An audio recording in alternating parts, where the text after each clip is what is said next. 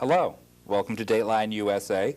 I'm your host, Duncan Elkin, and today I have the pleasure of being with Scott Eyman, author of this season's recently released Lion of Hollywood, The Life and Legend of Louis B. Mayer.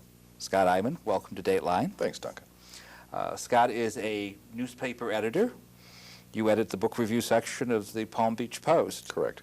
And have a fascination with Hollywood. Always. Tell us about some of your early books.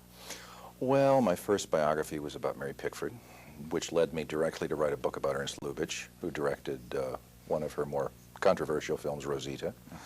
And then I kind of went off the reservation and did a book about the transition from silent movies to talkies called The Speed of Sound. And the very well-received Speed of Sound. Very well-received Speed of Sound. And then I did the authorized biography of John Ford, my most successful book commercially. And by a circuitous route, here I am with Louis B. Mayer. Why Louis Mayer? Because my editor suggested it. I wanted to write a book he didn't want me to write. He wanted me to write a book I didn't want to write.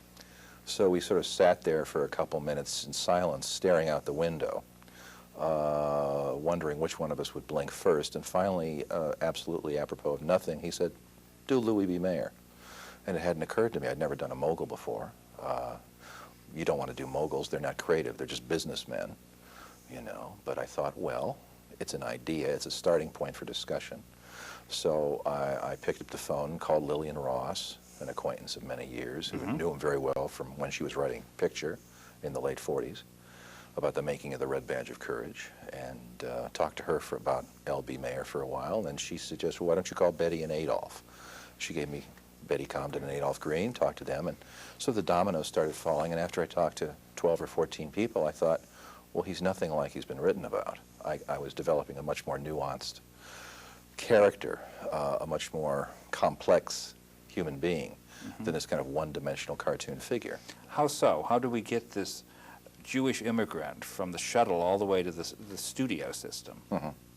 How do we get him? Well, he would have been interested himself. Mayer believed in success. He believed in fervently that the movies were not a reflection of life. They were an escape from life. One thing that would be calculated to drive him up the wall when he was an exhibitor or when he was a producer would be a movie that he felt rubbed the audience's nose in a reality that they had in fact walked into the theater to escape. To Mayer, movies were a dream factory, and he was a great purveyor of the dream. And he starts out, his first foray into the movie business is as an exhibitor. Since an exhibitor in a little Nickelodeon in Haverhill, Massachusetts. He was raised, for the most part, he was born in a little town called Dumare, up near Kiev and Chernobyl in the Ukraine. His parents emigrate out of Russia when he was 2 and 3 years old in about 1886. He ends up in St. John, New Brunswick, where he becomes involved as a scrap dealer, a child scrap dealer, helping support his family, picking up scrap metal on the street. They're fairly successful. By the time Louis is 20 years old, they have a building of their own on Main Street, a shop on the first floor for their scrap, and they lived on the second floor. But he wanted more. He wanted to go to America where there was greater opportunity. So he went to Boston, where he met his future wife, Margaret Schenberg, the daughter of a rabbi, and again engaged in the scrap business. But then he heard about this crummy old vaudeville theater in Haverhill, which is about an hour outside of Boston. And he scraped together $500 and took an option on this old vaudeville theater and converted it into a Nickelodeon, and was successful almost from the very beginning as an exhibitor. Why was he successful? What was he running? What was he showing? He showed, for instance, at Christmas time, he would show a film of the Passion Play from Oberammergau. He developed theme presentations when he expanded a little bit, and he had 3 or 4 different theaters in and around Haverhill. One theater would be for love stories. Another theater would be for more melodramatic films. He developed a kind of branded identity for each venue, much like a cable channel does today. So he got a feel for what fills up seats. He believed that what he was interested in, the public would be interested in. And an actor or an actress that appealed to him would therefore appeal to the public. And he felt the same way about the movies themselves. Yet he realized the money was not in owning theaters. The money is, you can make money in theaters, you can make reliable money in distribution, and he did make a great deal of money in distribution. How did he start in distribution? He bought the New England rights to The Birth of a Nation and ended up with about $500,000 in profits, which is not a bad piece of change for about 1915, 1916. But he was very entrepreneurial, and he never stopped with a success. He always attempted to ramp it up into another success and another success and another success. So with that $500,000, he went into production around 1918, moved out, left Boston because there was no place to shoot film in the East Coast, and there was the weather problem where you couldn't shoot film for 5 months a year because you were snowbound. Came out to California, started a small company in Mission Road, the old Sea League Zoo territory. And he had one stage and an office building, and turned out 4 or 5 or 6 pictures a year, which were very successful, although he always spent more than was budgeted. But because his films were fairly successful from the beginning, he made his money back. But he wasn't enough for him. He thought, well, why should I just make 4 or 5 or 6 pictures? I can't do more here because I don't have the space. But if I had the space, I could make 40 pictures. I could make 50 pictures a year. I could make 1 a week if I had the grounds, if I had the personnel, if I had what I needed. As I said, he was a born entrepreneur, and the chance came in 1924. Great. Now you talk about him making movies. Is he making movies or is he making business? Both. Tell me why. He was buying, he bought his own story properties. He hired directors. He hired actors. Among the actors, he hired a young Canadian actress named Norma Shearer. He was buying story properties that he thought could be turned into successful movies. His taste in material ran to very sentimental stories, war stories, a Civil War story, a World War I story, stuff that was overtly commercial. And if you look at those early Louis B. Mayer Presents pictures now, I can't actually say they're good, but compared to other independent product of the period, they're very well produced. The sets are excellent, the photography is excellent. He hired good directors like John Stahl or Fred Niblo. They're solid, solid movies. So besides being a businessman, he also knew talent. He was the kind of businessman who wanted to give good weight, as they say. You know, he was always feeling and touching the goods. He didn't make cheaters. The story material was the least important thing to him. He had an almost tactile appreciation for sets, for photography, for the beauty of an actor or the handsomeness of an actress. And that's what you get in those early Mayer pictures. Not so much the material. The material is often magazine fiction. Could be categorized as magazine fiction. But the production values are really pretty good. So when is MGM born? 1924. Marcus Lowe, who owned Metro, was looking to either get out of the business or expand the business, but he couldn't make enough money as Metro was constituted because he had a lousy lot. He had part of the same problem that Mayer had in Mission Road. He'd had enormous success, Lowe, with the Four Horsemen of the Apocalypse, with Valentino, that made Valentino a star, but he hadn't been able to follow up that. And Goldwyn had this gorgeous lot over in Culver City on Washington Boulevard. The only problem was Goldwyn had a chaotic production setup where people like Erich von Stroheim were being given a great deal of money to go off and shoot Frank Norris's McTeague for 8 months in Death Valley with a 250-page script that anybody could have said, well, it's a 250-page script. How are you going to have a 90-minute movie? This is going to be a 3-hour movie. They had a very laissez-faire, decentralized production setup, and the company was essentially in big trouble because of it. So Lowe basically decided to roll the dice and expand. He bought Goldwyn, and then he had to look around for someone to run this new company. And there was this gentleman on Mission Road who'd been doing very well with very modestly budgeted pictures because he was a good ramrod. He knew what people wanted to see, and he knew how to put it together. And he'd hired this young man named Irving Thalberg a year before in 1923. So Lowe put it to Mayer, would you like to come and join my new company? We can call it, oh, I don't know, Metro Goldwyn Mayer. And thus was born MGM. And what year is this? 1924. 1924 is the start of Metro Goldwyn Mayer, and it is part of the Hollywood contract system. Yes. Tell us how that affects making movies. The contract system essentially mandated a very large labor pool. You had to have a lot of actors, you had to have a lot of writers, you had to have a lot of directors, because you were doing production. It was an assembly line. You were doing over 30 pictures a year, or else it wouldn't have been financially feasible. Somewhere between 30 and 50 pictures a year. So you needed an army of writers turning out scripts. You needed a lot of actors that you could cast, like a stock company. You needed some stars to headline these things. And you needed directors who could bounce from project, could finish a picture on a Friday and start another picture on a Wednesday, the next Wednesday, without a lot of preparation, without a lot of worrying about artistry, because you were rolling out a picture every week. And the talent was signed to 6-7-year contracts with 6 months options at the pleasure of the studio, not the talent. Very different from today. Totally different from today. The contract setup essentially gave people security and a great deal of money and no power, whereas today actors have not a lot of security, but a great deal of money and a great deal of power, and producers have much less power. And as the padrone, as you've called him, of this large family, how did he see himself as functioning? He saw himself creatively as an arbiter, a catalytic agent. There's a wonderful story where they were concerned about Garbo's wardrobe in Ninotchka when she's playing the clunky Russian stuff. And it was a couple days into shooting, and they were looking at the rushes, and a couple of the people that were producing the picture were concerned that she looked terrible. You know, that the clothes were really ugly.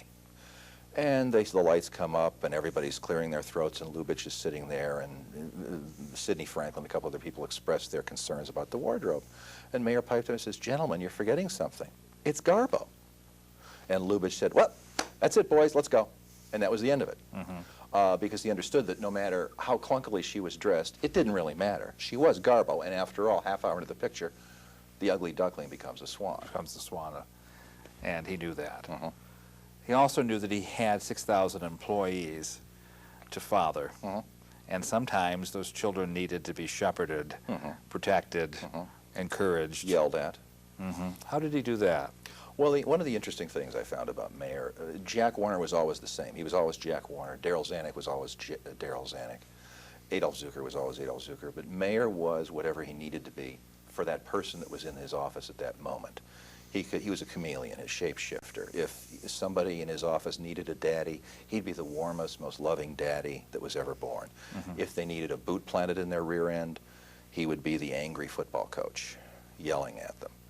If he could be whatever he needed to be, and what he needed was the same thing as what he wanted, and what he wanted was always something that would redound to the benefit of MGM. It wasn't about Louis B. Mayer. He had an ego, but it was subsumed into the success of the corporation.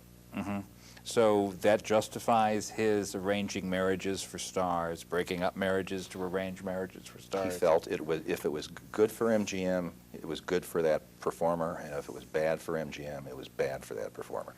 And it could be high-handed, it could be oppressive. Katherine Grayson told me that she had an offer at one point from the Metropolitan Opera to come and sing there. And Mayer forbade it. He said, under no circumstances. He said, if you go and sing at the Metropolitan Opera, you will be an opera star. And he said, opera stars don't have the career that you're going to have.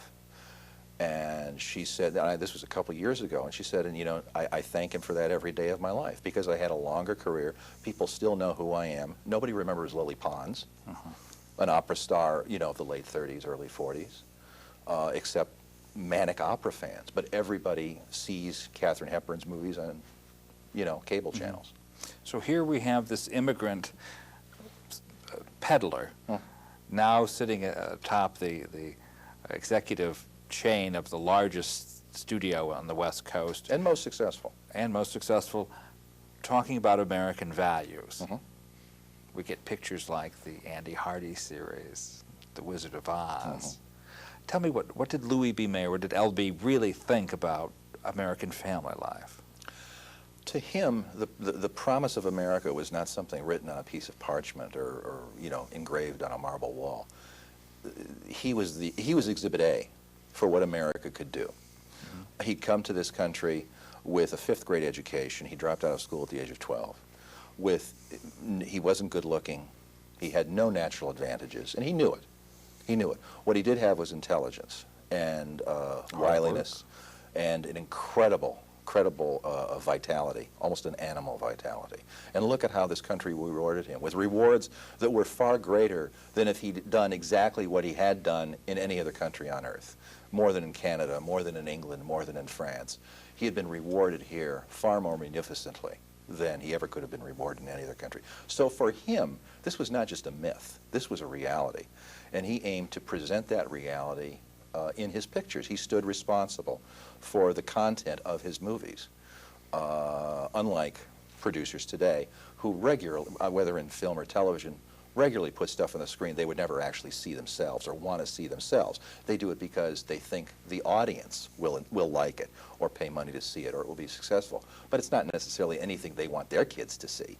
Mayer made movies that he wanted his children to see and his grandchildren to see and all the children and grandchildren in the country.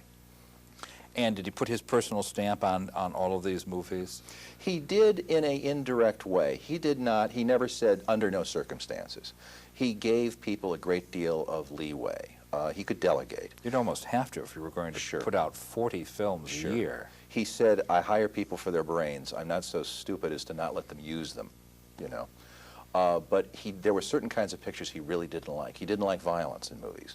He didn't like killing in movies. So making a gangster picture was very difficult at MGM. Making a horror picture was very difficult at MGM. You can count them on one hand, practically.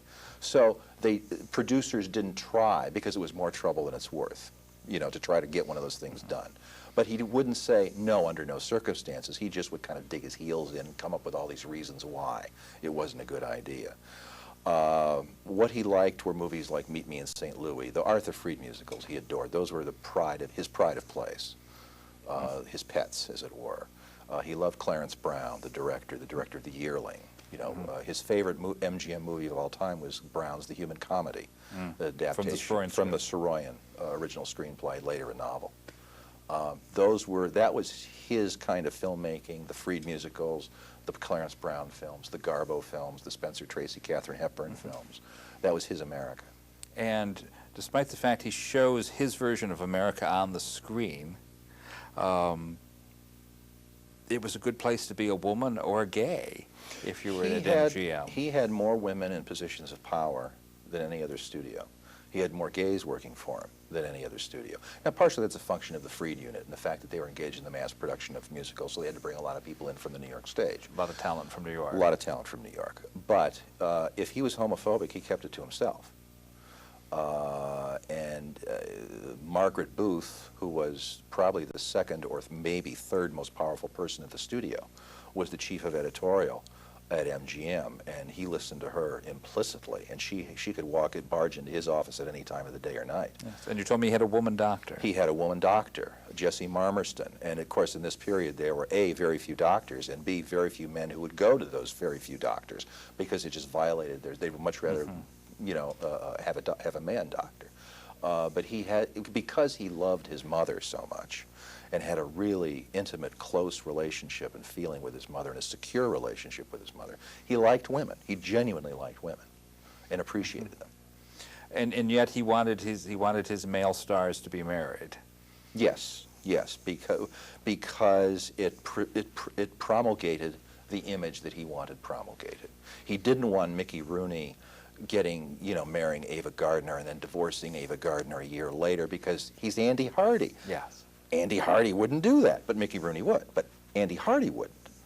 you know, and that was a real problem. So what was bad for Mickey Rooney was probably okay for Clark Gable. Exactly. It was more permissible. He didn't. Gable was disciplined once when he got sent to Siberia, which was called Columbia, to do It Happened One Night. Well, the discipline didn't really work out. Yes. Everyone was happy he did that movie. Yes, everyone was happy he did that movie. But that was why one of the reasons he was sent to Columbia, because Mayer was very upset with him because of an affair he was having with, I believe, Joan Crawford. Which actually, you know, it would not have been wildly out of character for Clark Gable's screen character, because he was, you know, a randy guy in the movies.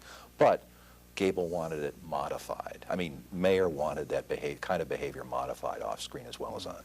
So he has the projection of the American family in front of millions and millions of people. What was LB like at home?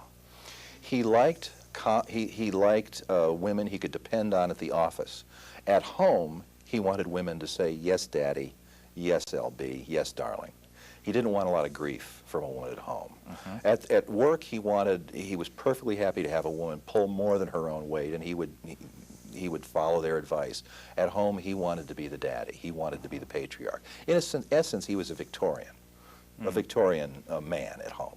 Yes, you wrote that he didn't discover what to use the male organ for other than procreation and elimination. That was what somebody else said about him, that he didn't realize it could be fun until he was in his 50s when he had this ran right into a major male menopause. Because he was a very faithful husband for basically 25 years. He's married to the daughter of a rabbi. Married to Margaret Schenberg, the daughter father of two daughters. Irene, who married David O. Selznick, and Edie, who married William Getz. And there are family problems. Yes, later on. His wife had a hysterectomy in the early 30s and became very depressed, clinically depressed. There was no hormone therapy. There was very little that could be done. And she became clinically depressed, and Mayer had a problem with the hysterectomy. It was a sexual turnoff for him. And he really had a problem with her depression. He couldn't deal with it because he never was depressed a day in his life. He was one of these very aggressive, moves at a trot, upbeat, gung-ho, Newt Rockney types. So he literally leaves the wife of 25 or 30 years. He began stepping out. He began having relationships outside of his marriage for the first time after 30 years, almost 30 years. And eventually he moved out. Eventually he divorced her, gave her a $3 million alimony, which was, I believe, the highest alimony paid in California up to that time, and married a very nice, slightly middle-aged society lady who was an ex-Busby Berkeley chorus girl, and lived with her until he died. And married his daughters off to Hollywood producers. Yes, one became, of course, Hollywood royalty, David O. Selznick, for my money, the best producer in the history of Hollywood, and William Getz, who made some good movies too, although he was nowhere near, you know, Selznick's capabilities. And then there's the political LB, always a Republican. Always a Republican, a big fan. After the war, he becomes very far to the right. Yes, yes. Driven there partially by changing times. The public taste grew more towards violence and away from musicals. Film noir became more popular. Violent urban thrillers became more popular. The kind of films that LB hated in the 20s and 30s. The kinds of films he really didn't want to see done at MGM. But these become much more popular. What were his last years like? After he left MGM, Lion in Winter, he bought a number of story properties that he intended to produce independently. He pulled the trigger and made none of them because, as David Selznick said, he was like Newt Rockney without a football team. What does a great coach do if he's not coaching? What is a great... And he wasn't interested in making one movie. He was interested in making 20 or 30, in putting all the pieces together that could coalesce into mass production. Let's look at the work that went into Lion of Hollywood. 150 interviews, still finding people who knew LB, copiously annotated, indexed. How long were you on this project? 5 years and some change. About 5 years and 3 months, 5 years, 5 months, somewhere in there. Samuel Johnson told his biographer, Boswell, that the biographer has to live in social intercourse with his topic, with his subject. Did you with Louis? Yeah, I do with all my subjects. I liken it to a long-term affair. You're inviting that person into your house, and you have to get up in the morning with them and go to bed with them. And they become part of your environment, really do. And so for that reason, they have to be either someone that you are really fascinated by or someone that you really respect. My previous book on John Ford, to me, he's the greatest film director that ever lived. But as a human being, he presents problems, and it was a very difficult, that was 6 years, it was a very difficult book to write because he was not a empathetic or loving or warm person particularly. Great. Was it hard to get Louis out of your head? No, no, no, no. He's a comfortable, Hamish, bossy Jewish uncle. And when it was time to talk to him, I could talk to him, and it was time for him to go off and boss people around, he could do that. Great. Scott, what's next? Oh, I'm torn between a couple subjects, possibly Cecil B. DeMille. I like my right-wing patriarchs, and he certainly needs a major book. He hasn't had one. I've always been fascinated by Douglas Fairbanks Sr. as a kind of paradigmatic American man. Very good in the first and second act, flailing away as the third act. How wonderful. You will promise to keep in touch then and let us know which character you take on next. I look forward to coming back with another Wonderful.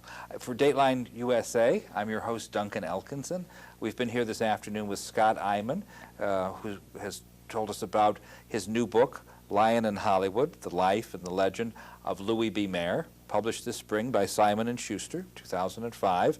Out now and being favorably received. Highly so. You're in Los Angeles for the book festival. Yep. Great. Thank you so much for being with us. Thank you, Doug. Thanks for coming to Dateline.